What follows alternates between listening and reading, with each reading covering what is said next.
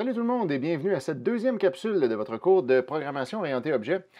Aujourd'hui, on va commencer par un petit peu de théorie qui nous reste à faire encore et ensuite on va appliquer ça un peu plus concrètement dans Visual Studio pour voir comment ça marche exactement des objets.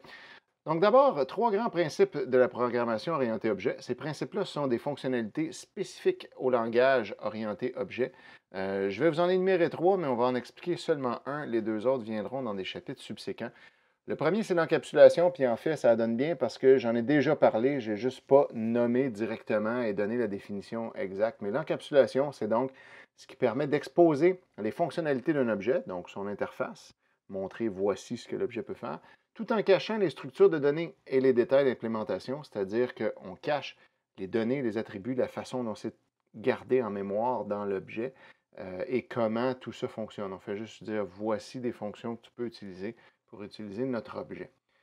L'encapsulation, c'est ce qui fait qu'on va mettre tous nos attributs privés, donc invisibles et inaccessibles à l'utilisateur de l'objet, et on va mettre des méthodes publiques qui vont permettre d'accéder ultimement à ces attributs privés-là, mais en passant toujours par la méthode qui va contrôler la façon dont c'est fait. Donc ça nous permet deux choses, l'indépendance et l'unité. L'indépendance, donc, c'est seulement l'objet peut lire et modifier ses attributs. Et ce sont les méthodes publiques qui donnent une interface d'utilisation qui doit être simple et complète et doit assurer la cohérence. Ça, c'est très important. Et ça nous amène à l'unité. Il y a un lien cohérent entre les attributs. Par exemple, si on a la date de naissance puis l'âge, supposons, on ne veut pas pouvoir changer l'âge sans changer la date de naissance, sinon ça ne fait pas de sens. Si je décide que tout à coup je me rajoute 5 ans, mais que je ne touche pas à ma date de naissance, bien là, notre objet n'est plus cohérent. Donc, il faut tout le temps que tout soit cohérent et que si on modifie quelque chose, ça soit modifié selon les paramètres logiques de notre objet qui ne nous permet pas de modifier un truc sans l'autre ou de modifier tout et n'importe quoi. C'est les méthodes qui doivent lire et ou modifier les attributs. On ne veut jamais que quelqu'un puisse entrer dans l'objet puis changer les données comme il le veut. Donc, c'est le premier grand principe et on va appliquer ça dès maintenant. Vous allez, dans tous les objets que vous allez faire, vous assurer que les attributs sont privés puis qu'on a des méthodes pour y accéder, même si ces méthodes-là ne font finalement que donner un accès total. Par exemple, si on a un attribut privé qui a un get puis un set, que le get retourne la valeur et le set change la valeur sans faire de validation, on a l'impression que ça ne sert à rien.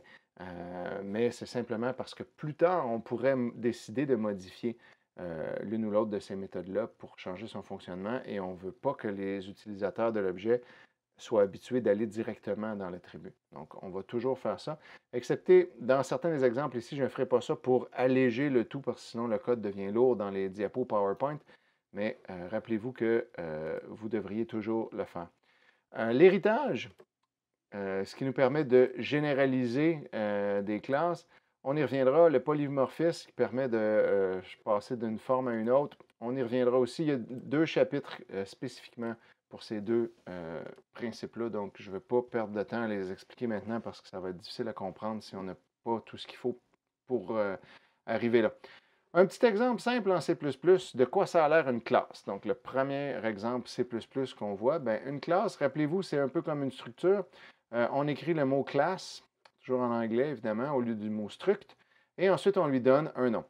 Par convention, on va demander à ce que dans le cadre du cours, toutes nos classes commencent par un C majuscule pour indiquer que c'est une classe. Donc, par exemple, la classe C bicyclette qui représente une bicyclette. Et là, on a les accolades ouvrantes et fermantes et un point-virgule après l'accolade fermante, de la même façon qu'avec les structures ou tous les nouveaux types de données dans le fond, parce qu'une classe, c'est un type usagé, de la même façon qu'une structure, un enum, etc. Donc, à l'intérieur de la classe, on va indiquer qu'est-ce qui est public et qu'est-ce qui est privé. Par défaut, dans la classe, tout est privé. Donc, si on n'écrit rien, on n'écrit ni public ni privé nulle part, là, tout va être privé et donc rien va être utilisable par la personne qui déclare notre objet. Donc, il faut au moins qu'il y ait quelques trucs publics, sinon ça ne sert à rien de faire l'objet. Généralement, on va mettre public les fonctions, ou du moins plusieurs fonctions, et les attributs seront privés. On peut mettre ça dans l'ordre qu'on veut, ça n'a aucune importance. On peut passer de public à privé comme on veut. Ça n'a pas vraiment d'importance, mais c'est beaucoup plus clair de les regrouper ensemble en deux blocs. Donc, qu'est-ce qui est privé, par exemple, ici? Bien, on a nos attributs, c'est des variables, tout simplement. Donc, on a la variable couleur, qui est un string, vitesse, qui est un float, et hauteur, qui est un int, par exemple. Donc, ça, évidemment, qu'est-ce qu'on met comme attribut pour représenter une bicyclette? Ça dépend vraiment beaucoup de ce qu'on compte faire avec, qu'est-ce qui est important pour nous, et c'est quoi notre analyse. Vous allez faire des exercices de modélisation dans le cadre du cours la semaine prochaine où vous allez commencer à essayer d'imaginer comment on pourrait représenter un objet concret dans une classe. Puis on va voir qu'évidemment, il peut y avoir plein de façons de le faire. Puis on peut aller jusque dans le très détaillé si on veut. Mais mettons que là, nous, on dit dans le cadre du programme qu'on a besoin, une bicyclette, c'est parfait si on sait quelle hauteur elle a, à quelle vitesse elle va et quelle couleur elle est. Ensuite, bien, on a les fonctions. Ici, elles sont toutes publiques. Rappelons que certaines de ces fonctions-là, ou on appelle ça aussi des méthodes, pourraient être privées. Il peut y exister des fonctions privées qui sont utilisables seulement par les autres fonctions. Donc, les fonctions, elles vont nous permettre de faire des fonctionnalités avec notre objet. Par exemple, on a un exemple ici d'un get, obtenir couleur. Ça va souvent être écrit aussi get couleur, même si c'est en anglais le mot get. C'est un grand classique. Lui va nous chercher la couleur qui est ici et va nous la retourner sous forme de string. Donc, il n'y a pas de paramètre à cette fonction-là. On fait juste lui dire « donne-moi la couleur », puis ça nous la donne. Ça nous dit « OK, tiens, elle est bleue ». Ça nous permet de savoir de quelle couleur est la bicyclette. On a ici l'exemple d'un mutateur ou un set, modifier couleur, on aurait pu écrire set couleur, qui lui reçoit une couleur en paramètre, mais ne retourne rien. Fait que lui, il fait l'inverse du get, il prend une couleur puis il l'applique à la bicyclette. Il n'y aura rien à retourner, donc on va lui dire set ta couleur à rouge. Puis là, hop, la couleur va devenir rouge. Théoriquement, lui, ici, pourrait faire des validations pour s'assurer que c'est une couleur valide et que si on lui dit modifie couleur puis que ce qu'on lui passe c'est fourchette, mais que ça ne veut rien dire puis qu'il va le refuser, par exemple. Donc, on pourrait avoir un certain nombre de couleurs connues et d'utiliser seulement celle-là. Donc, la fonction, elle peut faire des validations avant d'aller mettre n'importe quoi dans l'attribut. C'est la seule façon d'accéder à cet attribut-là. L'utilisateur de notre classe ne pourra pas directement aller jouer dans la variable couleur parce qu'elle est privée. Il va devoir passer par les fonctions. C'est ça le principe d'encapsulation et ça, ces fonctions-là représentent l'interface. Remarquez que la hauteur ici n'a aucune fonction qui y donne accès finalement. Donc, on ne peut pas aller chercher la hauteur et on ne peut pas la modifier. Ça, c'est un choix de design ici dans cet exemple-là. On pourrait décider qu'on peut seulement aller la lire et ne pas pouvoir la modifier. Ou on pourrait décider qu'on peut faire les deux. Et la fonction vitesse, elle n'a pas un set et un get directement pour dire « mets ta vitesse à 40 ». À la place, elle a des fonctions comme freiner et pédaler. Et à mesure qu'on pédale, la vitesse peut augmenter, puis si on freine, la vitesse diminue. Donc ça vous donne une autre façon de voir les choses, plutôt que d'avoir un simple set et get, ce qui est très logique. Lorsqu'on a une bicyclette, on ne peut pas comme dire « OK, je prends ma bicyclette et je la mets à 30 km/h. » Hop! Il faut pédaler pour s'y rendre, puis possiblement, on va passer par toutes les autres vitesses avant, puis on va augmenter lentement. Il y aura peut-être une limite à la vitesse qu'on est capable d'atteindre. Peut-être que pédaler requiert de l'énergie, etc. Donc, il peut y avoir un design qui peut être plus complexe que juste mettre des valeurs dans les attributs ou aller les lire. Et ça peut être ce genre de fonctionnalité-là. Donc, ça vous donne un peu une idée générale de comment ça peut marcher un objet pour l'instant. On va voir ensuite un autre petit exemple qui va être un peu plus élaboré. Donc, comment on écrit une classe en Visual Studio. Donc, je vous montre ici de quoi ça a l'air. Je me suis fait une classe, et vous l'avez dans le PowerPoint, qui s'appelle Entier encapsulé. Donc, cette classe-là, évidemment, ne sert à rien d'autre qu'à faire des démonstrations pédagogiques comme ça. Le principe, c'est que c'est une classe qui contient un entier et qui a un get puis un set pour aller jouer avec cet entier-là, puis c'est tout. Donc, elle ne fait aucune validation réellement. Elle représente simplement un entier qui est encapsulé à l'intérieur d'une classe juste pour qu'on s'habitue avec la mécanique. Dans Visual Studio, où est-ce qu'on va mettre quoi? Bien, la définition de la classe, la déclaration plutôt de la classe, va être placée dans le point H. Rappelez-vous de ça, hein? Pour ceux qui ont tout oublié pendant les fêtes. on utilisait un .h puis un .cpp pour représenter un module avec nos différentes fonctions et tout ça. Puis on avait un autre CPP pour le main. Mais ça continue d'exister en PO. Le .h va contenir, entre autres, les déclarations de classe. Et là, c'est là qu'on va dire, bon, ben, un entier encapsulé, vous voyez, la couleur change ici parce que c'est un type utilisateur. Donc, l'entier encapsulé va fonctionner comme ça. Il va contenir un entier et deux fonctions, un set et un get. Remarquez ici, je n'ai pas écrit private pour l'entier parce que par défaut, il est déjà privé. Donc, j'ai juste mis public pour ce qui ne sera pas privé. Donc, l'entier est privé par défaut et ces deux fonctions sont publiques. Le set prend un nouvel entier et va aller le mettre dedans, ne retournera rien. Et le get n'a pas de paramètres et retourne l'entier. Donc ça, c'est, disons, là, la plus grosse base possible. La classe s'appelle C entier encapsulé. Normalement, les noms des fichiers, on ne mettra pas le C majuscule au début du nom du fichier. On va l'appeler entier encapsulé.h. Et ici, je vous libère de l'obligation d'utiliser les if not defined et les define et puis les endif qu'on donnait au précompilateur la session passée. On vous les a montrés parce que ça, c'était standard dans le C++, puis c'est sûr que ça fonctionne partout. Il existe une façon beaucoup plus rapide de faire ça, c'est d'utiliser pragma once, qu'on écrit une fois au début, et ça fait la même chose. Ça veut dire que si jamais on inclut ce fichier-là plusieurs fois, il va être considéré comme avoir été inclus une seule fois et ça ne causera pas de problème. Par contre, pragma once n'est pas standard en C++ et dépend des compilateurs. Ce n'est pas tous les compilateurs qui vont le supporter. Ceci dit, la grande majorité le fait maintenant. Et Visual Studio le fait sans problème. Et même d'ailleurs, il vous met ça par défaut tout le temps au début quand on crée un .h. Donc maintenant, on pourra simplement le laisser. Sachez toutefois que si vous travaillez dans un environnement où pragma once ne marche pas, vous pourrez vous rappeler, oui, j'ai déjà fait ça pendant une session, les if not def, puis on va passer par ça à la place. Donc, vous ne serez pas en reste. Ensuite, bien, on va créer un fichier entier-encapsulé.cpp, donc le même nom que le .h, mais avec CPP, qui lui va être les définitions des fonctions. Donc, dans le CPP, la première chose qu'on fait, c'est qu'on inclut le .h. Comme d'habitude, c'est toujours ça. On a le .h qui déclare et on a le .cpp qui définit et qui fait référence au .h. Et là, ce qu'on va faire, c'est qu'on va mettre les définitions des méthodes. De la même façon que si on avait mis des prototypes de fonctions, remarquez ici, ça, c'est comme des prototypes de fonctions, mais à l'intérieur d'une classe. Donc, c'est les déclarations des méthodes. Bien, si on met des prototypes de fonctions ici, il faut définir les fonctions-là. Bien, là, c'est la même chose. On va définir les fonctions ici en répétant le nom de la fonction et son paramètre. Puis, on va mettre sa déclaration, sa définition ici. Par contre, grosse différence, on va rajouter ceci. Avant le nom de la fonction, on va écrire le nom de la classe, suivi de l'opérateur double deux points. Donc, deux points, qui sert à dire que c'est à l'intérieur de ça. Cet entier est à l'intérieur de C entier encapsulé. Donc là, ici, on vient dire, je vais définir la fonction cet entier qui est à l'intérieur de C entier encapsulé. Si jamais on oublie de mettre ça, il ne comprendra pas ici qu'est-ce qui se passe parce qu'il va dire cette variable-là vient de où? Je ne la connais pas. Puis ça va vous arriver éventuellement, surtout au début, vous allez oublier de mettre ça, puis vous ne comprendrez pas vos erreurs.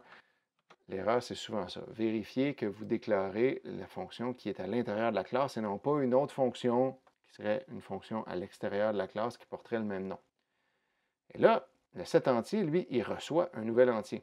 Alors, qu'est-ce qu'il va faire? Il va dire prends ce nouvel entier-là et mets-le dans la variable entier underscore. C'est quoi ce entier underscore? Bien, regardez, c'est ça. C'est notre attribut qui est dans le .h. Les attributs, on va toujours mettre un underscore à la fin du nom pour que ça soit clair que c'est un attribut de la classe puis qu'on ne le mélange pas avec le reste. Donc, ça, c'est une convention. On n'est pas obligé de faire ça, mais dans le cours, on va le faire toujours comme ça. Donc, ça, c'est un peu une variable à l'intérieur de la classe. Fait qu'on dit à la fonction set entier, lorsque tu reçois un nouvel entier, va mettre cette valeur-là à l'intérieur de ton attribut entier. Et voilà comment l'interface peut aller modifier les attributs de l'objet. Lorsque quelqu'un va utiliser notre objet, il va demander à l'objet set ton entier à 5, par exemple. Puis là, ben, le 5 va être envoyé à l'intérieur de l'attribut. Il pourrait y avoir des validations ici. On pourrait mettre des if pour refuser certains trucs. Là, on n'en mettra pas pour garder ça simple, simple, simple. Le get entier, lui aussi, c'est c'est une fonction qui est à l'intérieur de la classe. Et lui, qu'est-ce qu'il fait? Bien, tout simplement, il retourne l'entier underscore. Donc, il retourne la valeur de l'attribut, ce qui fait que quand on va demander à l'objet « donne-moi ton entier », bien, elle va nous le retourner. Puis on pourra l'utiliser. Elle retourne un int. Et le main, comment va-t-il fonctionner? Oups, c'est pas le bon fichier. Le main, lui aussi, va évidemment inclure le point H qu'il utilise, puis en plus, bon, IOStream parce qu'on va s'en servir. Mais il va se déclarer un objet du type C entier encapsulé. Donc, vous voyez, c'est comme si c'était une déclaration, là, comme si je mettais int i. Le type suivi du nom de la variable. Donc, le type, c'est C entier encapsulé. C'est un type maintenant que je peux utiliser. Et le nom de la variable, c'est un objet. Et là, après ça, je vais pouvoir passer par l'objet pour accéder à ces fonctions.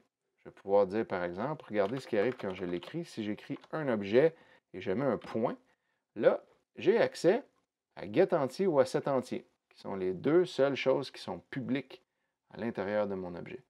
Il y a un petit plus ici, et si j'appuie dessus, je peux voir qu'il y a aussi l'entier underscore, mais lui, il n'y a pas le même logo, puis il y a un petit cadenas, donc ça veut dire que je ne peux pas y accéder. Je ne pourrais pas, par exemple, dire l'entier est égal à 10, comme j'aurais fait avec une structure, par exemple, comme on faisait à l'automne avec la structure. Je ne peux pas faire ça. Il va me dire le membre est inaccessible parce qu'il est privé. Je ne peux pas mettre 10 directement dans la variable. Comment je vais faire? Je vais utiliser l'interface. Je vais utiliser la fonction setEntier à laquelle je vais passer 10. Et je vais lui dire set ton entier à 10. Ça va revenir au même parce que qu'est-ce qu'elle va faire, cette fonction-là? Bien, regardez, c'est bien simple. Si on met un point d'arrêt dessus, on peut aller voir en pas à pas qu'est-ce qui se passe. C'est très facile. Mon objet, en ce moment, est déclaré. Et vous voyez qu'il contient un entier qui est non initialisé, donc qui est une variable aléatoire pour l'instant. Et si j'appelle cet entier, je fais un pas à pas, j'entre ici, dans cet entier. Mon nouvel entier, lui, vaut 10. C'est le paramètre qu'on lui a passé. Alors, lui, il va entrer ici et il va dire, bon, ben, prends 10 et mets-le dans l'entier. Et pouf, voilà. Maintenant, l'entier contient 10. Et lorsqu'on ressort de là, ben, notre entier maintenant contient 10.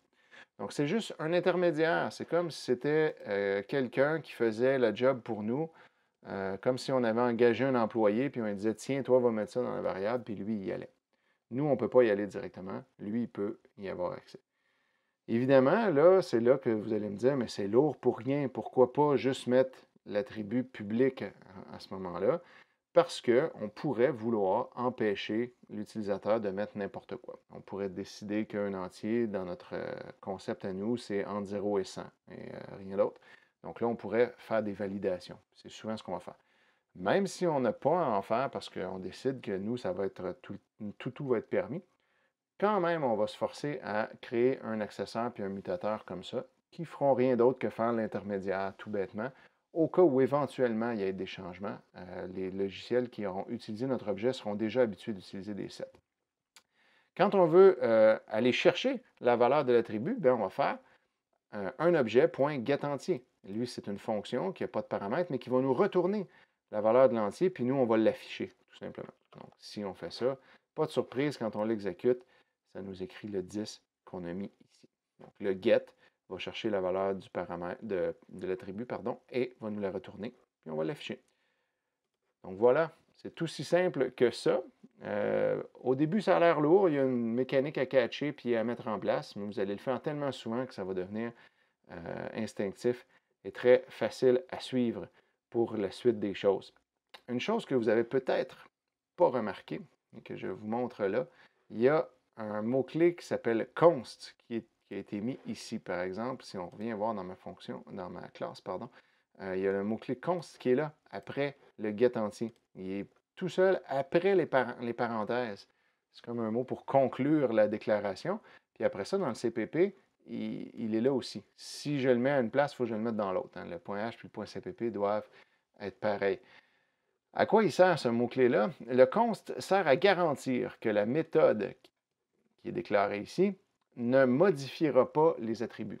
Elle ne sera pas capable d'ailleurs de le faire, même si elle le voulait. Donc, ça nous garantit le get. Quand j'appelle un get, il ne change pas le contenu des attributs. C'est bien logique parce que le get n'a pas à faire ça. Il veut simplement nous donner le contenu des attributs et c'est tout. Il ne veut pas modifier quoi que ce soit. Donc, c'est une espèce de protection pour le programmeur qui s'assure qu'il ne pourra pas, sans faire exprès, par négligence, par distraction, faire des méthodes qui modifient le contenu des objets, puis après ça, c'est dur à déboguer. C'est une excellente pratique de mettre tous les get, donc les accessoires, de tous les mettre const, tout le temps. Un get, c'est const. Mais pensez aussi à toute autre méthode qui ne sert pas à modifier les attributs de l'objet. Il va y en avoir des fois des méthodes qui ne sont pas des get, mais qui ne modifient pas les attributs. On le met const comme ça après la déclaration, donc après les parenthèses. Donc ça, il faut juste s'habituer à le faire.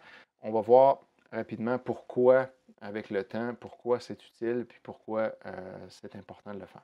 Je conclue avec un dernier petit exemple. On passe ici d'une programmation procédurale à une programmation orientée objet.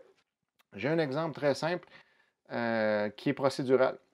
J'ai une fonction qui s'appelle quotient, à laquelle je passe deux nombres entiers, puis elle va me retourner la division de un par l'autre. Le numérateur divisé par le dénominateur, ça me donne le quotient qui est la division. J'ai un main qui se déclare deux variables et qui appelle la fonction quotient en lui passant, ouais, ça c'est un petit peu idiot, je vais lui faire passer plutôt les deux variables, donc le 3 et le 4, et elle va retourner donc la fonction, la division des deux qui sera affichée. Ma fonction elle-même fonctionne de façon très simple. Elle se déclare une variable Q pour le quotient, mais 0 par défaut dedans. Et elle vérifie si le dénominateur n'est pas 0, je peux faire la division, parce qu'on ne peut pas diviser par 0, rappelez-vous. Et cette division-là va être faite comme ça. Juste un petit rappel, quand on divise un entier par un autre, il fait une division entière et donc il tronque la décimale, ce qui n'est pas pratique dans notre cas ici. Donc, il faut changer au moins un des deux entiers en float. Ici, on fait ça avec la méthode staticCast. StaticCast, on lui passe entre crochets plus petits, plus grands, le type vers lequel on veut transformer la variable. Donc, on dit transforme ça en float. Et entre parenthèses, on lui passe la variable elle-même. Donc, il va transformer la valeur qui est là en float, va la diviser par l'autre valeur, et ça va nous donner un quotient qui va nous être retourné. Maintenant, si je veux transformer ça en programmation orientée objet, mais la première petite étape qu'on fait, c'est qu'on va aller vers l'utilisation de structures. Et ça, on l'avait déjà un peu fait. Donc, ce que je peux faire, c'est que je peux me déclarer une structure ici, que je vais appeler une fraction. Et je vais dire, OK, une fraction, ça contient un numérateur et un dénominateur. Donc, voilà, ça existe. Mon quotient, au lieu d'accepter un numérateur et un dénominateur, il va accepter une fraction. Je vais appeler, mettons, f. Puis là, ensuite, ici, on va faire la même chose là. Voilà. Maintenant, qu'est-ce qu'il va faire ici? Bien, il va simplement aller dans f, chercher le dénominateur et le numérateur. Puis, et voilà. Hop. C'est réglé. Donc maintenant, on lui passe une fraction qui, elle, contient les deux nombres. Puis là, ben, il va aller chercher chacun des deux nombres à l'intérieur de la fraction. Donc ça, c'est ce qu'on avait fait à la fin de l'automne. Ici, à la place de faire dans le main un int et un autre int, on va se déclarer une fraction f ici, puis on va mettre f.numérateur est égal à 3, puis f.dénominateur est égal à 4. Puis on va passer f au complet. Donc ça, c'est ce qu'on faisait à la fin de l'automne pour créer une structure qui encapsulait un certain nombre de données en même temps. Si j'exécute ce programme-là, je vais simplement compiler et exécuter ça, ben, on voit que ça nous affiche bien 3 divisé par 4, 0.75, ça fonctionne. Donc ça, c'est un peu le premier pas vers la programmation orientée objet. Ça n'en est pas encore, mais là, on comprend le principe. Pour arriver à la programmation orientée objet, qu'est-ce qu'on va faire maintenant? Bien, ce qu'on va faire, c'est qu'on va passer à l'utilisation de classes plutôt que d'utiliser des structures. Et qu'est-ce qui va changer? Mis à part le mot classe en place de struct, y a-t-il quelque chose d'autre qui va changer ici? Bien, premièrement, par défaut, dans une classe, tout est privé. Ici, pour simplifier mon exemple, je vais mettre tout public, même si théoriquement, j'aurais dû mettre ça privé puis faire un get puis un set pour chacun. Je ne le ferai pas pour garder ça short and sweet dans ma capsule. Ce qu'on va faire, c'est que la fonction qui est là va venir se placer à l'intérieur de la classe. Donc, la fraction va contenir sa fonction de quotient.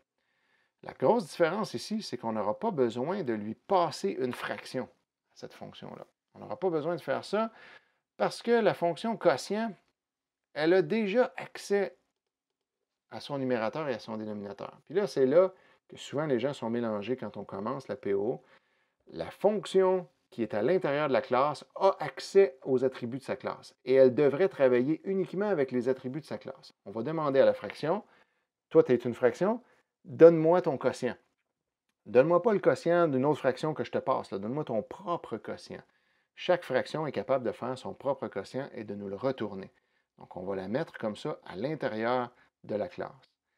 Puis là, bon, normalement, il y aurait un point H puis un CPP, mais pour garder ça simple, on va tout simplement prendre ça, puis on va venir le mettre directement ici, comme ça. Donc là, ça va être le même principe, sauf que là, on n'a plus besoin d'aller dans une fraction qu'on a reçue. On va directement aller prendre nos attributs, comme ça. Donc, on dit la classe contient un numérateur et un dénominateur et une fonction qui est capable de diviser l'un par l'autre et de retourner le résultat de cette division-là. Regarde si ton dénominateur est non nul.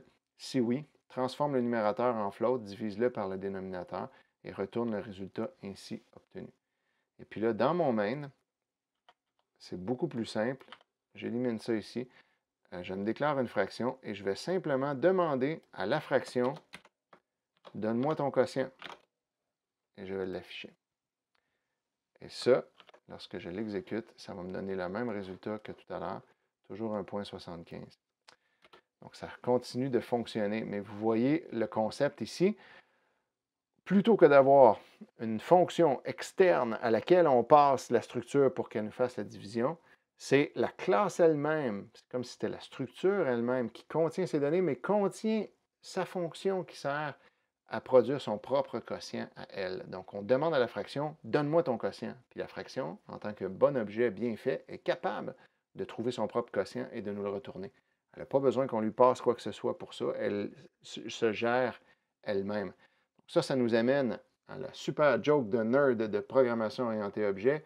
Combien ça prend de programmeurs orientés objet pour changer une ampoule? La réponse, c'est aucun. C'est l'ampoule qui va changer elle-même. Et cette blague-là est hilarante uniquement parce qu'on sait qu'un objet est capable de se gérer lui-même. Donc voilà. Alors là, maintenant, muni de tout ça, vous devriez être capable de créer vos propres objets, vos premiers objets par vous-même.